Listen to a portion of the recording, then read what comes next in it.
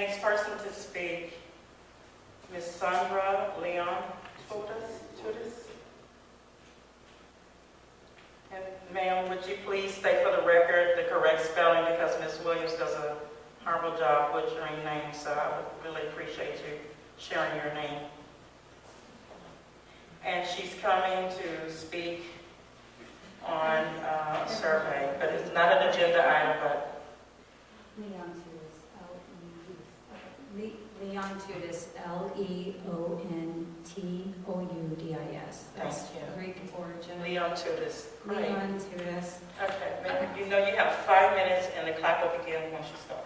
All right, so I just want to kind of go back, if we can, 37 years ago. It's a long time. I was 13, and there was 2 radio stations, 93Q, not country, it was 93Q, and 104.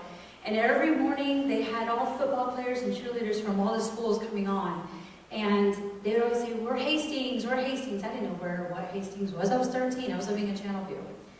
I didn't know years later that I would have 2 graduates from Hastings and have another one on the way. That's exciting for me. I'm not coming here to be combative. I got my notes out of order because I was doing my math. And I'm not here to, I'm not trying to overstep, but I know my boundaries. And also, Nicholas's dad and I are very active in our children's education. We homeschooled. During the pandemic, we had to homeschool to get our kid caught up. He's re-enrolled. And now I'm facing having to disenroll him again. The reason is I'm very concerned about what is going on with this new survey coming out tomorrow by Panorama. Panorama has been in the hot seat lately, and it's because of who's involved with it and what their agenda truly really is. And I don't know if anyone in ALEAF or the board or the district or the person who's bringing out the Panorama survey has looked into who and why and what their pretext is with the results. So my question is, has anyone here on the board researched Panorama survey? Okay, so that's the one that AG Merrick, Attorney General Merrick, Garland and his son-in-law is the founder and the co-founder and the developer of the survey, and what they promote is not good. So my question is, when these results come in, what is ALEAF's next step? Are you looking at bringing in their curriculum? Because that scares me, and that scares a lot of parents. And so I'm asking that you guys really take deeper consideration in the Panorama survey. I would like for it to be taken away. We need the surveys, we need the climate surveys, but we don't need it from that group. And there's a lot of good ones out there. So I do want to give you guys just something real quick that happened to us here in ALEAF a few years ago. I'm going to read you 2 quick experts. I've got to go through these quickly. I want you guys to vote 1 or 2. Number 1, Rosa Parks is known as the mother of the civil rights movement. She was arrested, fingerprinted, jailed, and fined $14 in 1955 in Montgomery, Alabama, because she refused to give up her seat on a city bus to a white man. Parks' courageous stance made it possible for African Americans to sit on any available seat on a bus intended for public transport. That's number 1. Number 2, Rosa Parks was a very strong person and a fan of Dr. Martin Luther King Jr. Where Rosa lived, not everyone was allowed to sit where they wanted on a city bus. One day, Rosa was so tired that she sat at the front of the bus. She was told that she had to move. That wasn't her seat. She just stayed strong and she didn't move. Many people, including Dr. Martin Luther King Jr., supported Rosa's dream. Now, because of her bravery, people everywhere can sit anywhere they want on a city bus.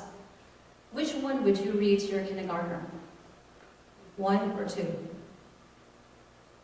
Number 1 is the one that came home with my 5-year-old. He doesn't know what the mother of civil rights is. He doesn't know what fingerprinted means. He doesn't know the value of $14. He doesn't know what 1955 is. Where the heck is Alabama? He doesn't even know a street name. What is public transportation to most kids who walk to a school in ALEAF? The problem is that that's the kind of education that will come through with Panorama versus the number 2. What I did was I copywrote that story and I made it make sense to a 5-year-old. We should be teaching our children history, but we need to be careful how we're teaching that and the words we're using. I only want my children to learn. I really want them to understand the difference of color by love, understanding equality, They need to understand that we are the same but very different. We need to embrace that. We live in the International District. But again, with what Panorama is known for and what they've been pushing through these schools is not good. Plus, it's expensive. Dallas County paid $460,000 for that survey. Spring Branch paid $196,000. I would hate to think that our district that we've been part of for 21 years would put money out for something like that company. I do ask, please, to repeal Panorama. Don't move forward with them. You guys are asking for a vote on a bond. I have a lot of people that I'm speaking with that don't want to vote for the bond if that's the way that we're going to move forward with A-League. We don't want our students to learn this way. We want diversity to be taught, but we want it to be taught effectively and lovingly.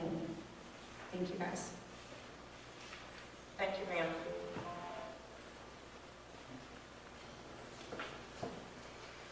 Our next and final patron to speak is Greg Patrick, Pastor Greg.